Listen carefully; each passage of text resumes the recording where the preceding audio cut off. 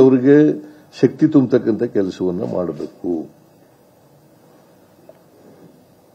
ಅವ್ರ ಬಡತನ ಹೋಗ್ಬೇಕಾದ್ರೆ, ನಿರುದ್ಯೋಗ ಹೋಗ್ಬೇಕಾದ್ರೆ, ಅವರ ಅನಕ್ಷರತೆ ಹೋಗ್ಬೇಕಾದ್ರೆ, ಇವೆಲ್ಲ ಮಾಡಬೇಕಾದ್ರೆ ಈಗ ಆರ್ಟಿಕಲ್ 15 ಕ್ಲಾಸ್ 4, ಆರ್ಟಿಕಲ್ 16 ಕ್ಲಾಸ್ 4 ಇವು ಇದೆ. 16(5) ಈಗ ಮಾಡಿದ್ದಾರೆ. 6 ಅದರ್ ಎಕನಾಮಿಕ್ ವೀಕರ್ ಸೆಕ್ಷನ್ ಅದು ಇತ್ತೀಚೆಗೆ ಮಾಡಿದ್ದಾರೆ. ಸೊ ಅದಕ್ಕೋಸ್ಕರ ನಾನು ಕಾಂತರ ಅಧ್ಯಕ್ಷತೆಯಲ್ಲಿ ಈ ಸಾಮಾಜಿಕ ಶೈಕ್ಷಣಿಕ ಸರ್ವೆ ಮಾಡಬೇಕು ಅಂತೇಳಿ ವಹಿಸಿದ್ದೆ.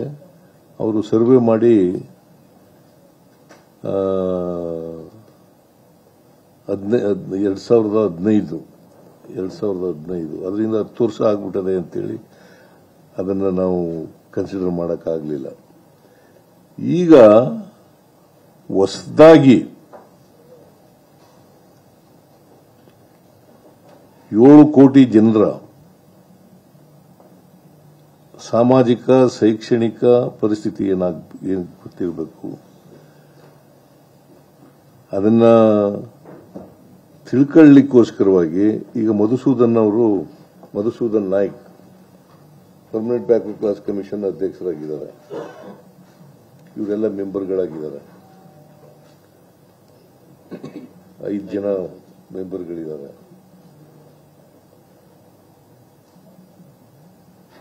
ಈ 5 ಜನ ಮೆಂಬರ್ಗಳು ಮತ್ತೆ permanent backward class commission secretary ಇದ್ದಾರೆ, ದಯಾನಂದ್ ಇದ್ದಾರೆ, ಮೆಂಬರ್ ಸೆಕ್ರೆಟರಿ.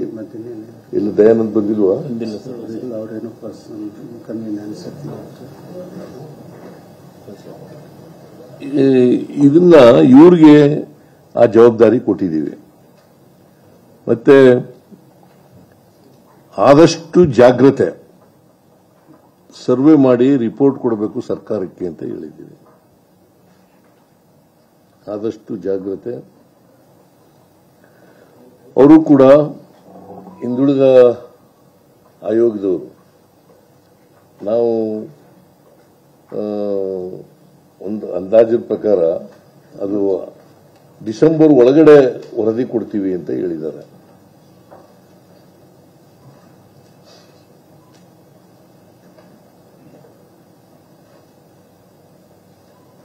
ಈ ಸಮೀಕ್ಷೆ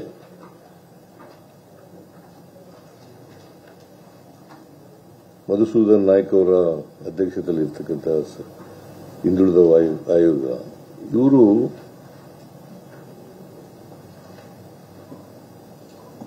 ಜಾತಿ ಗಣತಿಯನ್ನ ಸಮೀಕ್ಷೆಯನ್ನ 2025 ಸೆಪ್ಟೆಂಬರ್ 22ರಿಂದ ಅಕ್ಟೋಬರ್ 7ರವರೆಗೆ, ಸೆಪ್ಟೆಂಬರ್ 22, 2025 ಅಲ್ಲಿಂದ ಅಕ್ಟೋಬರ್ 7ರೊಳಗಡೆ ಮುಗಿಸಬೇಕು ಅಂತ ಮಾಡಿದ್ದಾರೆ. ಯಾಕಂತಂದ್ರೆ ಈ ಅವಧಿನಲ್ಲಿ ದಸರಾ ರಜಾ ಇದೆ. 22ಕ್ಕೆ ಉದ್ಘಾಟನೆ ಆಗ್ತದೆ ದಸರಾ, 2ನೇ ತಾರೀಕಿಗೆ ಜಂಬೂ ಸವಾರಿ ಮುಗೀತದೆ.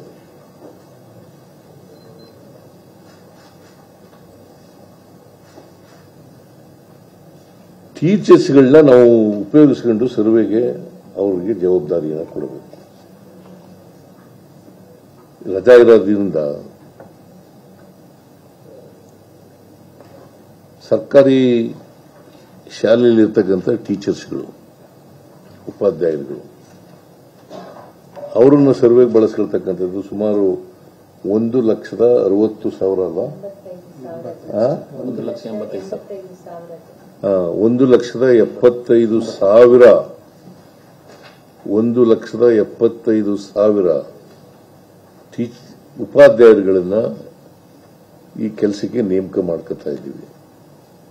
ಅವರಿಗೆ ವಿಶೇಷ ಸುಮಾರು 20,000 ರೂಪಾಯಿನವರೆಗೂ ಕೂಡ ಕೊಡ್ತೀವಿ ಅಂತ ಹೇಳಿ ಮಾಡುತ್ತಾ ಇದ್ದೀವಿ. ಇದೇ ಜಾಸ್ತಿ ಆಗ್ತಾ ಇರ್ತಕ್ಕಂಥದ್ದು. 20,000 ಮಾಡ್ತಾ ಇದ್ದೀವಲ್ಲ, 1,75,000 ಟೀಚರ್ಸ್ಗಳಿಗೆ 25 ಕೋಟಿ ಅವರಿಗೆ ರೆಮ್ಯುನರೇಷನ್, 325 ಕೋಟಿ ಅವರಿಗೆ 325 ಕೋಟಿಯಷ್ಟು ರೆಮ್ಯುನರೇಷನ್ ಆಗುತ್ತೆ. 325 ಕೋಟಿ. ಅದಕ್ಕೆ ಈಗ ನಾವು ತಾತ್ಕಾಲಿಕವಾಗಿ 348 ಅಲ್ಲ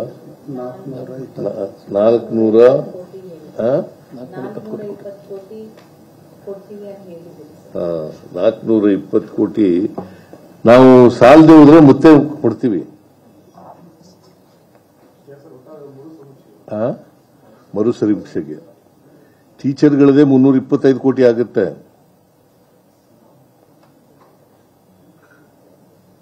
ನಾವು ಇದರಲ್ಲಿ ಹಿಂದೆ ಕಾಂತರಾಜ್ ವರದಿ ತಯಾರು ಮಾಡಿದಾಗ 165 ಕೋಟಿ ಆಗಿತ್ತು.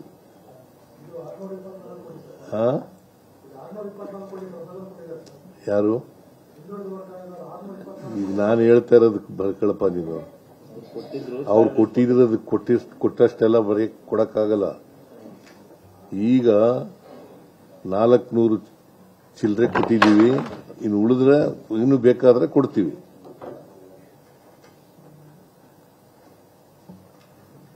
ಸೊ ಅದರಿಂದ ಒಂದು ಮಧುಸೂದನ್ ನಾಯ್ಕ್ ಅವರ ಕಮಿಟಿ, ಹಿಂದುಳಿದ ಆಯೋಗ ವೈಜ್ಞಾನಿಕವಾಗಿ ಸರ್ವೆ ಮಾಡಬೇಕು. ಎರಡನೇದು, ಸೆಪ್ಟೆಂಬರ್ 22ರಿಂದ ಸರ್ವೆ ಪ್ರಾರಂಭ ಆಗುತ್ತೆ, ಸಮೀಕ್ಷೆ. ಮತ್ತೆ 7ನೇ ತಾರೀಕಿನವರೆಗೆ ನಡೀತದೆ. ವರದಿಯನ್ನ ಡಿಸೆಂಬರ್ ಒಳಗಡೆ ಕೊಡಬೇಕು. ಆಮೇಲೆ ಈ ಸಾರಿ ಒಂದು ವಿನೂತನವಾದಂಥ ಪದ್ಧತಿಯನ್ನ ನಾಗಮೋಹನ್ ದಾಸ್ ಸಮಿತಿಯವರು, ಆಯೋಗದವರು ಮಾಡಿದರಲ್ಲ, ಈ ಒಳ ಮೀಸಲಾತಿ ಬಗ್ಗೆ ಮಾಡಿದರಲ್ಲ, ಆ ತರದ್ದು ಇವರು ಕೂಡ ಮಾಡ್ತಾ ಇದ್ದಾರೆ. ಯಾಕಂತಂದ್ರೆ ಈ ಮನೆ ಮನೆಗೂ ನಾವು ಕರೆಂಟ್ ಕೊಟ್ಟಿದ್ದೀವಿ. ಈ ಮೀಟರ್ ರೀಡರ್ ಇರ್ತಾರಲ್ಲ, ಮೀಟರ್ ರೀಡರು, ಸೊ ಅವರು ಪ್ರತಿ ತಿಂಗಳು ಕೂಡ ಮೀಟರ್ ರೀಡಿಂಗ್ ಮಾಡ್ತಾರೆ. ನಾವು ಮನೆ ಕನೆಕ್ಷನ್ ಕೊಡುವಾಗ 6 ನಂಬರ್ ಕೊಟ್ಟಿರ್ತೀವಿ.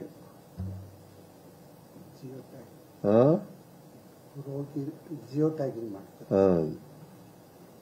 ಸೊ ಇವರು ಹೋಗಿ ಜಿಯೋ ಟೈಪ್ ಮಾಡ್ತಕ್ಕಂಥ ಕೆಲಸ ಮಾಡ್ತಾರೆ. ಮತ್ತೆ ಅವ್ರ ಮನೆಯಲ್ಲಿ ಎಷ್ಟು ಮನೆಗಳಿದ್ದಾವೆ ಆ ಮನೆಗಳನ್ನೆಲ್ಲ ಐಡೆಂಟಿಫೈ ಮಾಡಿ ಆ ಮನೆಗಳಿಗೆ ಒಂದು ಯುನಿಕ್ ಹೌಸಿಂಗ್ ಐಡಿ ಅಂತ ಪಟ್ಟಿ ಅಂಟಿಸ್ತಾರೆ. ಆ ಪಟ್ಟಿನ ಒಂದು ಇದು ಮಾಡಿ ನಂಬರ್ ಮಾಡಿ ಅಂಟಿಸ್ತಾರೆ ಮನೆ ಮನೆಗೆ. ಇದು ಮೊದಲನೇ ಕೆಲಸ.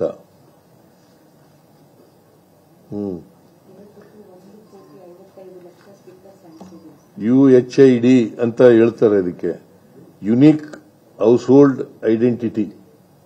ಯುನಿಕ್ ಹೌಸ್ ಹೋಲ್ಡ್ ಐಡೆಂಟಿಟಿ ಎಲ್ಲ 2 ಕೋಟಿ ಮನೆಗೂ ಅಂಟಿಸ್ತಾರೆ. ಸುಮಾರು 2 ಕೋಟಿ ಮನೆಗೂ ಕೂಡ ಅಂಟಿಸ್ತಕ್ಕಂಥ ಕೆಲಸನ ಮಾಡ್ತಾರೆ. ಇವತ್ತಿಗೆ 155 ಕೋಟಿ ಅಂಟಿಸಿದ್ವಿ. ಈಗ ಇವತ್ತಿನವರೆಗೆ 1,55,00,000 ಮನೆಗಳಿಗೆ ಈ ಪಟ್ಟಿಯನ್ನ ಅಂಟಿಸ್ತಕ್ಕಂಥ ಕೆಲಸ, ಈ ಸ್ಲಿಪ್ ಅಂತ ಸ್ಟಿಕರ್ ಅದು ಅಂಟಿಸ್ತಕ್ಕಂಥ ಕೆಲಸ ಮಾಡ್ತೇವೆ. ಅದು ಒಂದು. ಆಮೇಲೆ ಅದಾದ್ಮೇಲೆ ಮನೆ ಮನೆಗೆ ಮೇಸ್ಟ್ರಿಗಳು ಟೀಚರ್ ಸರ್ವೆ ಮಾಡ್ತಾರೆ. ಪ್ರತಿ ಮನೆಗೂ ಕೂಡ ಅಲ್ಲಿ ಈ ಆಧಾರ್ ಕಾರ್ಡ್ ಇದೆಯಲ್ಲ, ಪಡಿತರ ಚೀಟಿ ಮತ್ತು ಆಧಾರ್ ಕಾರ್ಡ್, ಅದನ್ನ ಅವರು ಮೊಬೈಲ್ ಇದ್ರೆ ಮೊಬೈಲ್ಗೆ ಲಿಂಕ್ ಮಾಡ್ತಾರೆ.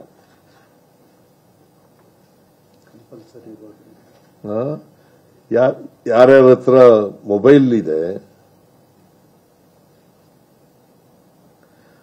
ಅದಕ್ಕೆ ಲಿಂಕ್ ಮಾಡ್ತಕ್ಕಂಥ ಕೆಲಸವನ್ನು ಮಾಡ್ತಾರೆ. ಒಂದು ವೇಳೆ ಮೊಬೈಲ್ ಇಲ್ಲದೆ ಹೋದರೆ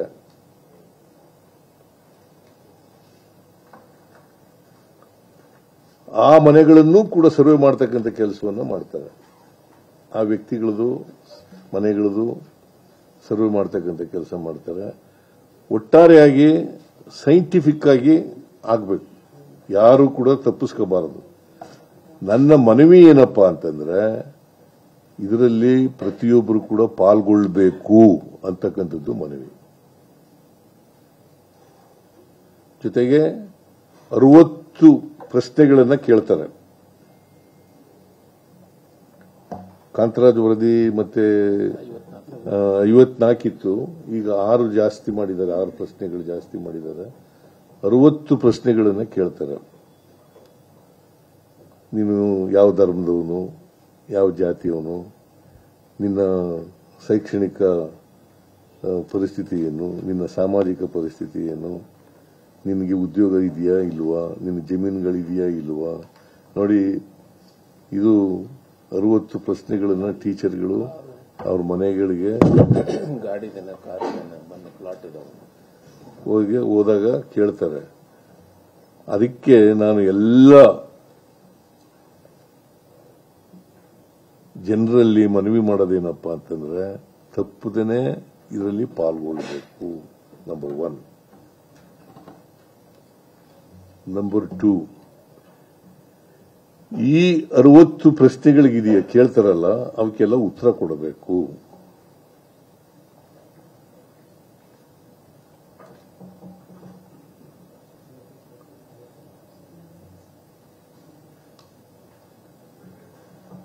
ಮತ್ತೆ ಯಾರು ಕೂಡ ಇದರಲ್ಲಿ ತಪ್ಪಿಸ್ಕೋಬಾರದು.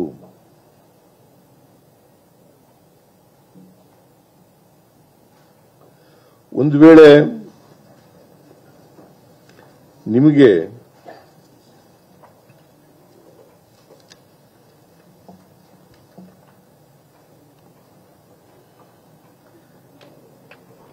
ಮನೇಲಿ ಇರಕ್ಕಾಗ್ಲಿಲ್ಲ ಅಂತಂದ್ರೆ ಒಂದು ಸಹಾಯವಾಣಿ ಇದೆ ಆಯೋಗದ್ದು.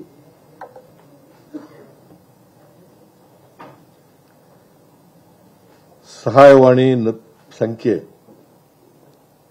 80 50 77 0004.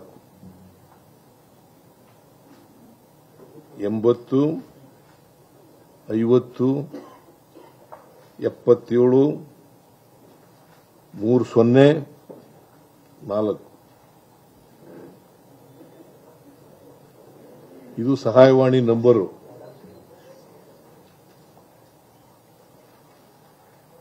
ಅದಕ್ಕೆ ಕರೆ ಮಾಡಬಹುದು.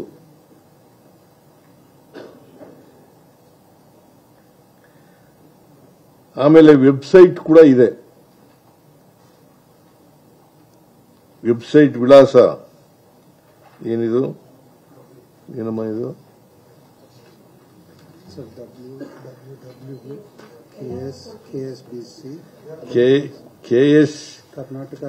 KSCBC ಕರ್ನಾಟಕ ಗವರ್ಮೆಂಟ್ ಇನ್ ಕೊಟ್ಟಿದ್ದೀರಾ? ಇದು ನೋಡ್ಕೊಳ್ಳಿ. ಇದು ನೀವು ನೋಡ್ಕೊಳ್ಳೋದಕ್ಕಿಂತ ಹೆಚ್ಚಾಗಿ ನೀವು ಬರೆದು ಜನರಿಗೆ ತಿಳಿಸಿ ಅಷ್ಟೇ.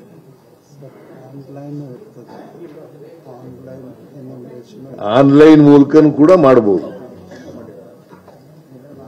ಒಂದು ನ್ಯೂಸ್ ಕರೆಂಟ್ ವಿದ್ಯುತ್ ಅವರು ಮನೆ ಮನೆಗೆ ಹೋಗಿ ಸ್ಟಿಕ್ಕರ್ ಅಂಟಿಸ್ತಾರೆ, RR ನಂಬರ್ ತಗೊಂಡು. ಆಮೇಲೆ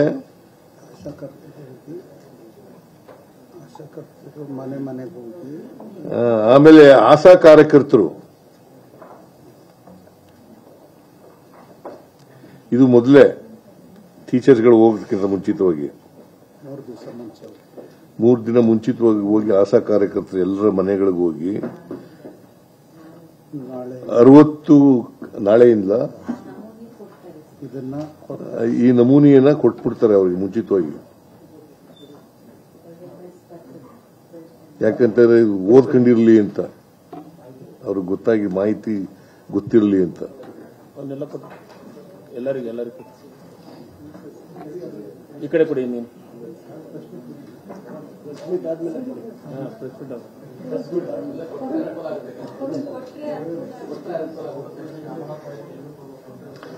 ಇದು ಟೀಚರ್ಗಳು ಹೋದಾಗ ಮನೆಗೆ ಉತ್ತರ ಕೊಡ್ಲಿಕ್ಕೆ ಅನುಕೂಲ ಆಗುತ್ತೆ. ಕೊಡ್ತೀವಿ ಎಲ್ಲರಿಗೂ ಕೊಡ್ತೀವಿ ಕಾಪಿ. ಆಶಾ ಕಾರ್ಯಕರ್ತರು ಕ್ವಶನ್ ಮುಂಚಿತವಾಗಿಯೇ ಟೀಚರ್ಗಳು ಹೋಗೋದಕ್ಕಿಂತ ಮುಂಚಿತವಾಗಿಯೇ ಮನೆ ಮನೆಗೆ ಹೋಗಿ ಈ ನಮೂನೆಗಳನ್ನ ಕೊಡ್ತಾರೆ.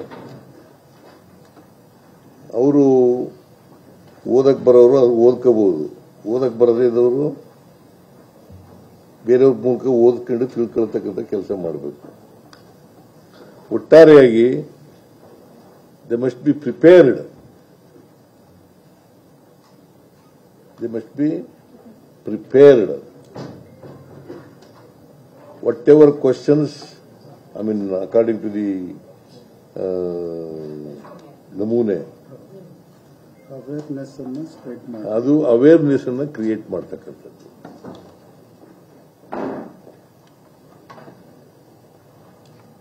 ಸೊ ಇಷ್ಟೆಲ್ಲ ಕ್ರಮಗಳನ್ನ ತಗೊಳ್ತಾ ಇರೋದು ಯಾಕೆ ಅಂತಂತಂದ್ರೆ ಯಾರು ಕೂಡ ತಪ್ಪಿಸ್ಕೋಬಾರದು. ಎಲ್ಲರ ಮನೆಗಳಲ್ಲೂ ಕೂಡ ನಮಗೆ ಅವರ ಮಾಹಿತಿ ಸಿಗಬೇಕು. ಅಪಾರ್ಟ್ಮೆಂಟ್ಗಳಿಗೂ ಎಲ್ಲ ಅಪಾರ್ಟ್ಮೆಂಟ್ಗಳಿಗೂ ಹೋಗ್ತಾರೆ. ಈಗ ಪ್ರತಿಯೊಬ್ಬ ಟೀಚರ್ಗೆ ಎಷ್ಟು ಮನೆ ಕೊಡ್ತೀರಿ? 120 ಮನೆ ಕೊಡ್ತೀವಿ. 120ರಿಂದ 150 ಮನೆಗಳು ಒಂದೊಂದು ಬ್ಲಾಕ್ ಮಾಡಿದ್ವಿ. ಒಂದೊಂದು ಬ್ಲಾಕ್ ಮಾಡಿ ಒಬ್ಬ ಟೀಚರ್ಗೆ 120ರಿಂದ 150 ಮನೆಗಳು. ಅದು ಅಪಾರ್ಟ್ಮೆಂಟ್ ಇರಲಿ, ಅಲ್ಲಿ ಎಷ್ಟು ಮನೆಗಳಿರ್ತವೆ ಅಷ್ಟು ಅಪಾರ್ಟ್ಮೆಂಟ್ಗಳಿರ್ತವೆ, ಅಷ್ಟು ಅಪಾರ್ಟ್ಮೆಂಟ್.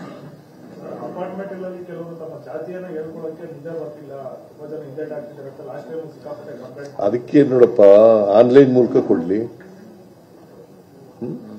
ನೀವು ಜಾತಿ ಹೇಳ್ಕೊಳಕ್ಕಾಗಲ್ಲ ತಾನೆ. ಟೀಚರ್ ಬೇರೆ ದಾರಿ ಇದೆಯಲ್ಲ. ಆನ್ಲೈನ್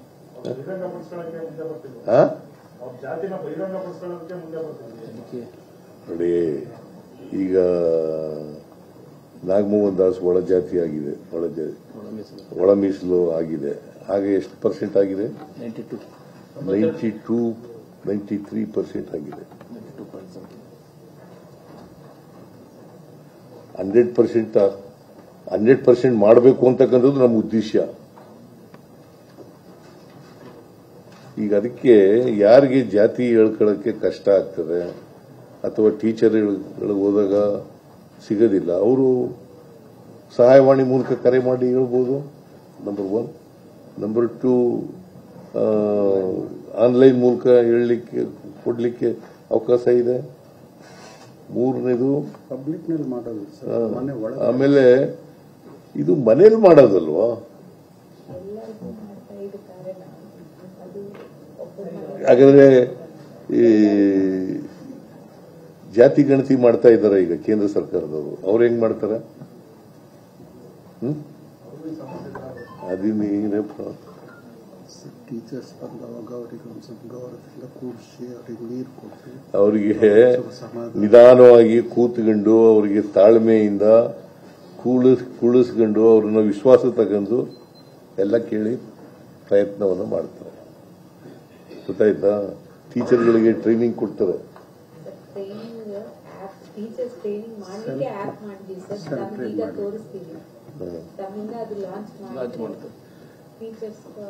ಟೀಚರ್ಸ್ ಟ್ರೈನಿಂಗು ಮಾಡಿ ಅವ್ರಿಗೆ ಹೇಗೆ ನಿಮ್ ಕ್ವಶನ್ ಕೇಳಬೇಕು, ಹೇಗೆ ಉತ್ತರ ಪಡ್ಕೊಳ್ಬೇಕು, ಹೇಗೆ ಮಾಹಿತಿ ಕಲೆಕ್ಟ್ ಮಾಡಬೇಕು, ಅದರ ಬಗ್ಗೆ ಒಂದು ಬಾಟ್ ಎಲ್ಲ ವಾಟ್ ಮಾಡಿದ್ವಿ ಸರ್, ತಮ್ಗೆ ತೋರಿಸ್ತೀವಿ ಸರ್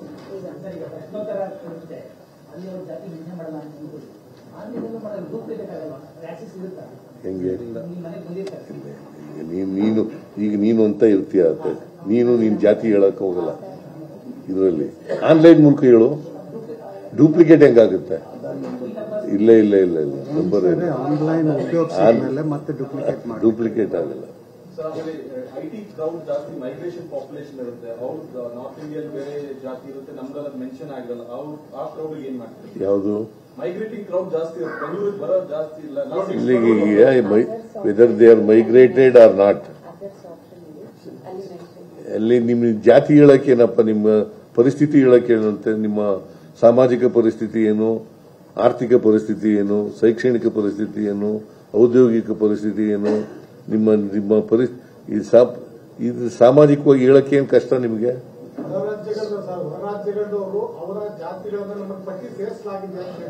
ಅದರ್ಸ್ ಅಂತಿದೆ. ನೋಡಪ್ಪ, ಆಧಾರ್ ಕಾರ್ಡ್ ಇರ್ತದೆ ನಿನ್ನ ಹತ್ರ, ಅದರ್ಸ್ ಅಂತ ಅದರ್ಸ್ ಅಂತ ಪಟ್ಟಿ ಅದ್ರಲ್ಲಿ ಹಾಕ್ಬೋದು. ಸರ್, ಈಗ 16 ದಿವಸದಲ್ಲಿ ಮುಗಿಸಿ ಡಿಸೆಂಬರ್ ಒಳಗೆ ಎಕ್ಸ್ಟ್ರಾಪುಲೇಟ್ ಮಾಡಿ ಆಗುತ್ತೆ ಸರ್? ಆಗ್ಬೋದು. ಈಗ 15 ದಿನಗಳಲ್ಲಿ ಮುಗಿಸಿತ್ತು ಹಿಂದೆ, ಕಾಂತರಾಜ್ ವರದಿ ಮಾಡಿದಾಗ 15 ದಿನದಲ್ಲೇ ಮುಗಿಸಿತ್ತು. ಈಗಲೂ 15 ದಿನದೊಳಗಡೆ ಮುಗಿಸ್ಲಿಕ್ಕೆ ಸಾಧ್ಯ ಇದೆ. ಸರ್, ಆ ಸಂದರ್ಭದಲ್ಲಿ ತುಂಬಾ ಅದಕ್ಕೆ 120ರಿಂದ 150 ಮನೆಗಳು ಕೊಟ್ಟಿರೋದು ಒಬ್ಬೊಬ್ಬರಿಗೆ.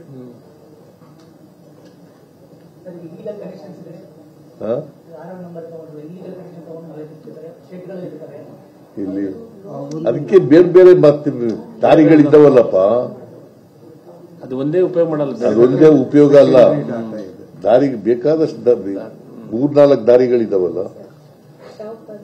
ತೋರಿಸ್ತೀವಿ ಸರ್, ಯಾವ ರೀತಿ ಆದ್ಮೇಲೆ ಯಾವ ರೀತಿ ಮಾಡಿದ್ರು ಅಂತ ಸರ್, ಡಿಸೀಸ್ ಬಗ್ಗೆ ಕಾಲಮಲ್ಲಿ ಡಿಸೀಸ್ ಬಗ್ಗೆ ಒಂದು ಕಾಲಮಲ್ಲಿ ಡಿಸೀಸು ಕಾಲಂಗಳಲ್ಲಿ ಕಾಯಿಲೆಗಳಲ್ಲಿ ಕಾಯಿಲೆ ಅಂದ್ರೆ ಅನುವಂಶಿತ ಕಾಯಿಲೆಗಳು ಅವರು ಸಾಂಪ್ರದಾಯಿಕ ವೃತ್ತಿ ಮಾಡಿರೋದ್ರಿಂದ ಏನಾದ್ರೂ ಕಾಯಿಲೆಗಳಿದ್ರು ಏನಾದ್ರು ಇದ್ರೆ ಗೊತ್ತಾಗ್ಲಿ ಅಂತ, ಏನಾದ್ರು ಕಾಯಿಲೆಗಳಿದ್ರೆ ಗೊತ್ತಾಗ್ಲಿ. Towards welfare measures. ಈಗ ನೀವು ಕಾಯಿಲೆ ಗೊತ್ತಾಗಬೇಕಲ್ಲ ನಮ್ಗೆ, ನೀನು ಆರೋಗ್ಯವಾಗಿದ್ದೆ ಇಲ್ಲೋ ಅಂತ ಗೊತ್ತಾಗಬೇಕಲ್ಲ. ಸರ್ಕಾರಕ್ಕೆ ಅವಶ್ಯಕತೆ ಇದೆ ಸರ್, ನಿನ್ನ ಪರಿಸ್ಥಿತಿ ಸಂಪೂರ್ಣವಾಗಿ ಗೊತ್ತಾಗಬೇಕು, ಸಾಮಾಜಿಕ ಪರಿಸ್ಥಿತಿ ಎಲ್ಲ ಗೊತ್ತಾಗಬೇಕು. ಇದು ಪ್ರೊಟೆಕ್ಟೆಡ್ ಇನ್ಫಾರ್ಮೇಶನ್, ಪಬ್ಲಿಕ್ ಯಾರಿಗೂ ಹೋಗೋದಿಲ್ಲ. ಪ್ರಕಾರನೇ ನಾಗಮೋಹನ್ ಅವರು ಒಳಗಿಸ್ತಾಗಿ ಸಂಬಂಧಿಸಿದಂಗೆ ಸಮೀಕ್ಷೆ ಮಾಡಿದ್ದಾರೆ. ಆದ್ರೆ ಗ್ರಾಮಾಂತರ ಪ್ರದೇಶದಲ್ಲಿ ಓಕೆ, ಆಲ್ಮೋಸ್ಟ್ 95+ ಆಗಿದೆ. ಆದ್ರೆ ಸಿಟಿ ಪರ್ಟಿಕ್ಯುಲರ್ ಬೆಂಗಳೂರು ವ್ಯಾಪ್ತಿನಲ್ಲಿ ಅವರು 65% ದಾಟಕ್ಕಾಗಲಿಲ್ಲ. ಈಗ ಈ ಸಮೀಕ್ಷೆಗೆ ಏನಾದರೂ ವಿಶೇಷವಾಗಿ ಏನಾದರೂ ಕ್ರಮಗಳು ಆಗಿದೆಯಾ? ಅದಕ್ಕೆ ಮಾಡ್ತಾ ಇದ್ದೀವಲ್ಲ, ನಾಗಮೋಹನ್ ದಾಸು ಒಂದು ಇನ್ನು ಉಳಿದದು ಕೂಡ ನಮಗೆ ನಿಮ್ಮ ಆಧಾರ್ ಕಾರ್ಡ್ ಇದೆಯಾ ಇಲ್ವಾ ಅಂತಕ್ಕಂಥದ್ದು ಒಂದು ನೋಡ್ತಕ್ಕಂಥದ್ದು. ಆಮೇಲೆ ನಿಮ್ಮನ್ನ ಆಧಾರ್ ಕಾರ್ಡ್ ಅನ್ನ ಲಿಂಕ್ ಮಾಡ್ತಕ್ಕಂಥದ್ದು ಮೊಬೈಲಿಗೆ. ಮೊಬೈಲ್ ಇಲ್ಲದೇದವರಿಗೆ ಬೇರೆ ರೀತಿ ಮಾಡ್ತಕ್ಕಂಥದ್ದು ಕೂಡ ಮಾಡ್ತೀವಿ. ಆಧಾರ್ ಕಾರ್ಡ್, ಪಡಿತರ ಚೀಟಿ ಅಥವಾ ಯಾವುದು ನೀವು ಆರ್ಟಿಸಿ ನಂಬರ್ ಅಥವಾ ಏನಾದ್ರು ಎಲ್ಲರೂ ಸೇರಿ ಕ್ರಾಸ್ ವೆರಿಫಿಕೇಶನ್ ಮಾಡೋ ಮಾಡಿಸುತ್ತೆ. ಆಧಾರ್ ಕಾರ್ಡ್, ಮೊಬೈಲು ಅಥವಾ ಆರ್ಟಿಸಿ, ಪಡಿತರ ಚೀಟಿ ಎಲ್ಲ ಲಿಂಕ್ ಮಾಡಿದ್ರೆ ಇದೆಲ್ಲ ವೆರಿಫೈ ಮಾಡಲಿಕ್ಕೆ ಈಸಿ ಆಗುತ್ತೆ ಸರ್. ಅದನ್ನೇನಿಲ್ಲ. ಒಬ್ಬೊಬ್ರು ತಳ ಇವನ್ ಕೇಳ್ತಾವನೆ, ಆಮೇಲೆ ಕೂತ್ರಿ ನೀನು. ಆ ಜಾತಿ ಈ ಜಾತಿ, ಆ ಧರ್ಮ ಈ ಧರ್ಮ ಅಂತಿಲ್ಲ. ಎಲ್ಲ ಜಾತಿಯವರು ಕೂಡ, ಎಲ್ಲ ಧರ್ಮದವರು ಕೂಡ, ಗೊತ್ತಾಯ್ತಾ, ಅವರು ಹೇಳ್ಬೇಕು, ಮಾಹಿತಿನ ಹೇಳ್ಬೇಕು. ಈಗ ನಿನಗೆ ಕಾರ್ಯಕ್ರಮ ಮಾಡಬೇಕಾದ್ರೆ ಅನ್ಲೆಸ್ ಯು ನೋ ದಿ ಅವರ ಪರಿಸ್ಥಿತಿ ಏನಿದೆ ಅಂತಕ್ಕಂಥದ್ದು ಗೊತ್ತಾಗಬೇಕಲ್ಲಪ್ಪ. ಆರ್ಥಿಕ ಪರಿಸ್ಥಿತಿ ಏನಿದೆ, ಸಾಮಾಜಿಕ ಪರಿಸ್ಥಿತಿ, what is the constitution says. ಎಲ್ರಿಗೂ ಸಮಾನ ಅವಕಾಶಗಳು ಸಿಗ್ಬೇಕಲ್ಲ. ಎಲ್ರಿಗೂ ಈಕ್ವಲ್ ಆಪರ್ಚುನಿಟೀಸ್ ಕೊಡಬೇಕಲ್ಲ.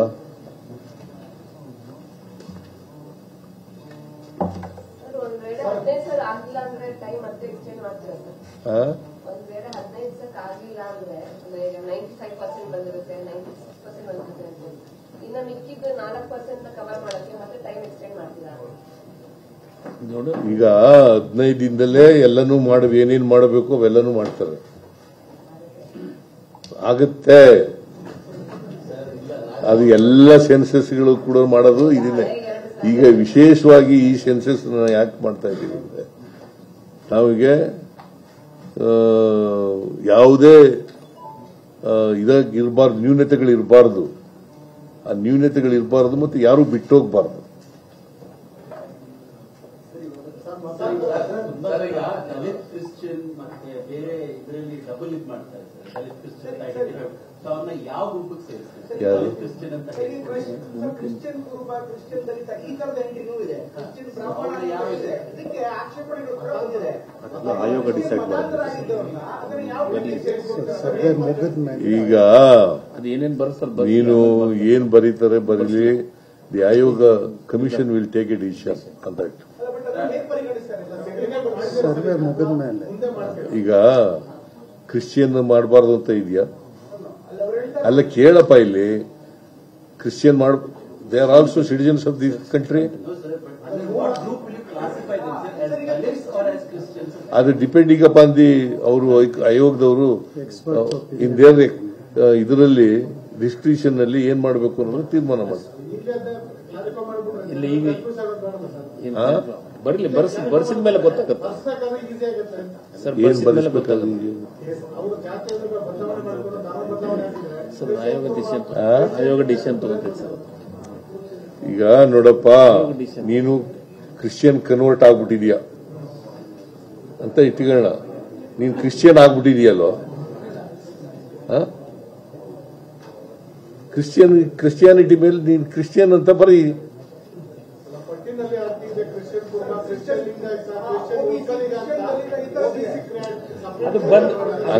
ಹಂಗ ಬರೆದ್ರೆ ಅವನು ಕ್ರಿಶ್ಚಿಯನ್ ಕುರುಬ ಅಂತ ಬರ್ಕೊಂಡ್ರೆ ಕ್ರಿಶ್ಚಿಯನ್ನೇ ಆಗಿರೋದು ಅವನು. Converted Christian.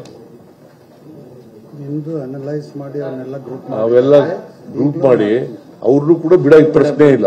ಎಲ್ಲರೂ ಈಗ ವೀರಶೈವ ಮತ್ತು ಲಿಂಗಾಯತಕ್ಕೆ ಪುಸ್ತಕ ಧರ್ಮದ ಮಾನ್ಯತೆ ಸಿಕ್ಕಿಲ್ಲ. ಆದ್ರೆ ಮಹಾಸಭಾ ಮತ್ತು ಅವರೆಲ್ಲರೂ ಕೂಡ ಧರ್ಮದ ಕಾನೂನಲ್ಲಿ ವೀರಶೈವ ಲಿಂಗಾಯತ ಅಂತ ಬರೆಸಬೇಕು. ಅವ್ರಿಗೆ ಸೇರಿದ್ದು ನಮ್ಗೆ ಬರ್ಸರ್ ವೀರಶೈವ ಧರ್ಮ ಅಂತಾರು ಬರೆಸ್ಕೊಳ್ಳಿ ಅಥವಾ ಲಿಂಗಾಯತ ವೀರಶೈವ ಧರ್ಮ ಅಂತಾರು ಬರೆಸ್ಕೊಳ್ಳಿ. It is for them to take a decision. ಆಮೇಲೆ ಒಂದು ವೇಳೆ ನಮಗೆ ಬೇಕಾಗಿರ್ತಕ್ಕಂಥದ್ದು ಬಹಳ ಮುಖ್ಯವಾಗಿ ಅವರ ಶೈಕ್ಷಣಿಕ ಸಾಮಾಜಿಕ ಪರಿಸ್ಥಿತಿ ಗೊತ್ತಾಗಬೇಕಷ್ಟೇ. ಅವರು ವೀರಶೈವರಾರು ಅಂತ ಬರ್ಕೊಳ್ಳಿ ಅಥವಾ ಲಿಂಗಾಯತ ಅಂತವ್ರು ಬರ್ಕೊಳ್ಳಿ, ಹೌದು ಅವ್ರಿಗೆ ಸೇರಿದ್ದು ಅವ್ರು ಏನ್ ಬರ್ಕೊತಾರೆ ಬರ್ಕೊಳ್ಳಿ.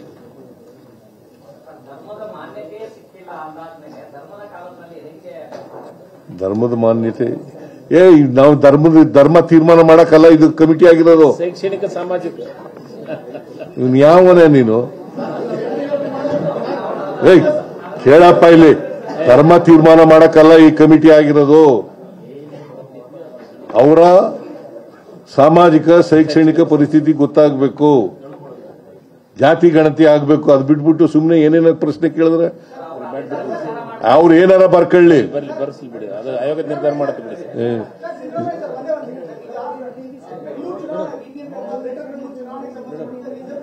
ಅದಕ್ಕೂ ಇದಕ್ಕೂ ಸಂಬಂಧ ಇಲ್ಲ ಬಿಡಪ್ಪ.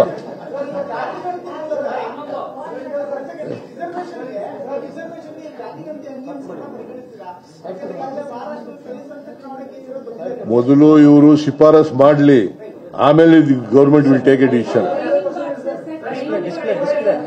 ಸರ್ ಅದನ್ನು ಡಿಸ್ಪ್ಲೇ ಮಾಡು ಸರ್, ಡಿಸ್ಪ್ಲೇ ಮಾಡಿ ಸರ್, ಅದು ಡಿಸ್ಪ್ಲೇ ನೋಡ್ರಪ್ಪ.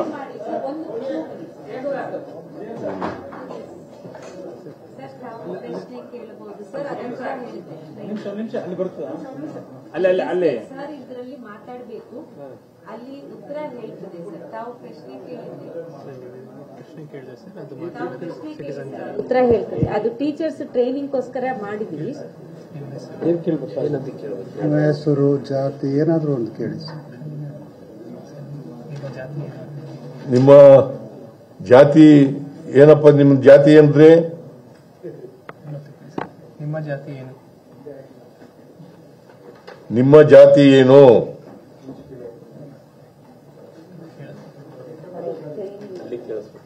ನಿಮ್ಮ ಜಾತಿ ಏನು? ನಾನು ಯಾವುದೇ ಹೆಮ್ಮೆಯನ್ನು ಹೊಂದಿಲ್ಲ. ಅಲ್ಲಿ ನೋಡಿ, ನಿಮ್ಮ ಜಾತಿ ಯಾವುದು? ನನ್ನ ಜಾತಿ ಲಿಂಗಾಯತ. ಅದು ಟ್ರೈನಿಂಗ್ ಈ ಪಾಟ್ ಟೀಚರ್ಸ್ಗೂ ಕಡಿಮೆ ಟೈಮ್ ನಲ್ಲಿ ಮಾಡಿರೋದು ಆಪ್ ಅವ್ರಿಗೆ ಕೊಡ್ತೀವಿ. ಅವ್ರ ಪ್ರಶ್ನೆ ಏನು ಕೇಳಬೇಕು, ಸೀಕ್ವೆನ್ಸಿಂಗ್ ಹೇಗೆ ಬರ್ತದೆ ಅಂದ್ರೆ ಉತ್ತರ ಹೇಳುತ್ತೆ. ನಾನು ಪ್ರಶ್ನೆ ಕೇಳಿದ್ರು ಈ ಪ್ರಶ್ನೆ ಬರ್ತದೆ, ಆ ಬಾಟ್ ಉತ್ತರ ಹೇಳ್ತದೆ, ರ್ಯಾಂಡಮ್ ಆಗಿ ಹೇಳ್ತದೆ. ಎಲ್ಲದಕ್ಕೂ ಅದೇನು ಹೇಳೋದಿಲ್ಲ. 1600 ಚಿಲ್ಡ್ರೆ ಇದರಲ್ಲಿ ಎಲ್ಲ ಜಾತಿಗಳಿದೆ. ರ್ಯಾಂಡಮ್ ಆಗಿ ಉತ್ತರ ಹೇಳ್ತಾ ಹೋಗುತ್ತೆ. ಸೊ ದಟ್ ಟೀಚರ್ಸ್ ಅವರೇ ಅದು ಕಲಿಬಹುದು. Training in person training school ಸಮಯ ಆದ್ಮೇಲೆ ನಾವು ಅರೇಂಜ್ ಮಾಡಿದ್ವಿ. ಬಟ್ ಇದು ಇನ್ನೊಂದು ಅಡಿಷನಲ್ ಆಗಿ ಟೀಚರ್ಸ್ಗೋಸ್ಕರ ಟ್ರೈನಿಂಗ್ ಆಪ್ ರೆಡಿ ಮಾಡಿದ್ವಿ. ಇವತ್ತು CM ಸರ್ ಲಾಂಚ್ ಮಾಡ್ತಾರೆ. ಈ ಬಾರಿ ಪ್ರಸ್ತಾವನೆಗಳಲ್ಲಿ ಸರ್ಕಾರದ ಯೋಜನೆಗಳ ಬಗ್ಗೆ ಕೇಳಿದ್ದೀವಿ. ಗ್ಯಾರಂಟಿಗಳನ್ನು ಒಳಗೊಂಡಂತೆ ಸರ್ಕಾರದ ಯಾವ್ಯಾವ ಯೋಜನೆಗಳನ್ನ ಪಡ್ಕೊಂಡಿದ್ರಿ, ಲಾಭ ಪಡ್ಕೊಂಡ ಬಗ್ಗೆ ಡೀಟೇಲ್ಸ್ ಅನ್ನ ಕೇಳಿದ್ವಿ. ಸರ್ಕಾರ ಈ ಒಂದು ಪ್ರಶ್ನೆಗಳನ್ನು ಸುಮಾರು 24 ಯೋಜನೆಗಳ ಬಗ್ಗೆ ಮೆನ್ಷನ್ ಮಾಡಿದೆ. ಯಾಕೆ ಅಂತ ಹೇಳ್ಬೋದು. ಸಮೀಕ್ಷೆಯಲ್ಲಿ 24 ಸರ್ಕಾರಿ ಯೋಜನೆಗಳನ್ನ ಆ ಯೋಜನೆಗಳು ಅವರಿಗೆ ತಲುಪಿದವೋ ಇಲ್ವೋ ಅಂತ ಗೊತ್ತಾಗಬೇಕು ಸರ್ಕಾರಕ್ಕೆ. ಯಾವ ಜಾತಿ ಅವ್ರು ಯಾವ ಜಾತಿ, ನೀನು ನಿನಗೆ ತಲುಪಿದವೋ ಇಲ್ವೋ ಅಂತಕ್ಕಂಥದ್ದು ಗೊತ್ತಾಗಬೇಕು. ಅವ್ರ ಎಕನಾಮಿಕ್ ಸ್ಟೇಟಸ್ ಏನಿದೆ, ಅವ್ರಿಗೆ ಎಕನಾಮಿಕ್ ಸ್ಟೇಟಸ್ ಏನಿದೆ ಅನ್ನೋದು ಗೊತ್ತಾಗಬೇಕಲ್ಲ. ಈಗ ನಾವು ಯಾರಿಗೆ ಟಾರ್ಗೆಟೆಡ್ ವ್ಯಕ್ತಿ ಇರ್ತಾನೆ ಅವನಿಗೆ ಈ ಕಾರ್ಯಕ್ರಮ ಮಾಡಿದ್ದೀವಿ. ಆ ಕಾರ್ಯಕ್ರಮ ತಲುಪಿದೀವಿ ಇಲ್ವೋ ಅಂತ ಗೊತ್ತಾಗಬೇಕಲ್ಲ ನಮಗೆ. ಅದನ್ನು ಉಪಯೋಗಿಸ್ಕೊಂಡಿದ್ದಾನೆ ಇಲ್ವೋ ಅಂತ ಗೊತ್ತಾಗಬೇಕಲ್ಲ. ಅದರಿಂದ ಆರ್ಥಿಕವಾಗಿ ಸಾಮಾಜಿಕವಾಗಿ ಒಂದು ಮೇಲಕ್ಕೆ ಬಂದಿದ್ದಾನೆ ಇಲ್ವೋ ಅಂತ ಗೊತ್ತಾಗಬೇಕಲ್ಲ.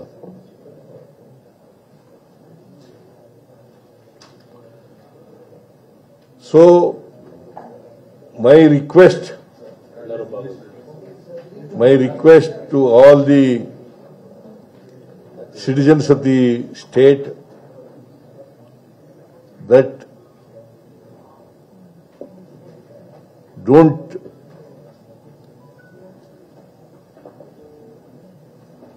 please participate in this survey, and whatever questions asked by the teacher, enumerator, please answer. ಇವತ್ತು ಬೆಂಗಳೂರಿನಲ್ಲಿ ರಾಜ್ಯದ ಮುಖ್ಯಮಂತ್ರಿ ಸಿದ್ದರಾಮಯ್ಯನವರು ಮಹತ್ವದಂತ ಸುದ್ದಿಗೋಷ್ಠಿಯನ್ನ ಮಾಡಿದ್ದಾರೆ. ರಾಜ್ಯದಲ್ಲಿ ಇರುವಂತ ಒಟ್ಟಾರೆ ಜನಸಂಖ್ಯೆಯ ಸಾಮಾಜಿಕ ಮತ್ತು ಶೈಕ್ಷಣಿಕ ಸಮೀಕ್ಷೆಯನ್ನ ಮರು ಸಮೀಕ್ಷೆಯನ್ನ ಮಾಡಲಿಕ್ಕೆ ಮುಹೂರ್ತ ಈಗ ಫಿಕ್ಸ್ ಆಗಿದೆ ಅನ್ನೋದನ್ನ ಅಧಿಕೃತವಾಗಿ ಘೋಷಣೆ ಮಾಡಿದ್ದಾರೆ.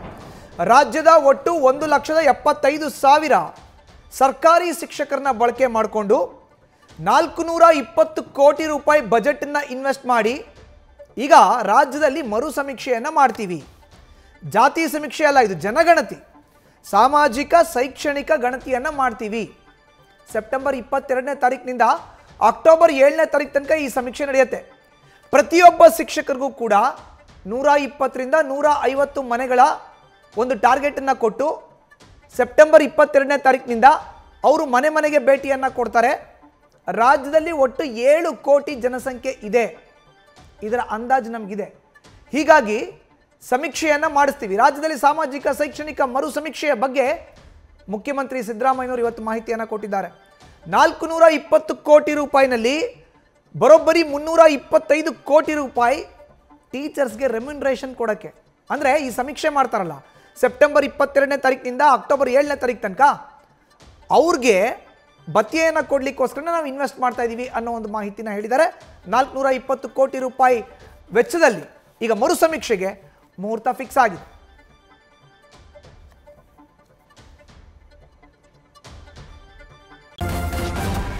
ನ್ಯೂಸ್ ಫಸ್ಟ್ ನಿರ್ಭೀತಿಯಿಂದ ನಿಮ್ಮ ಪರವಾಗಿ.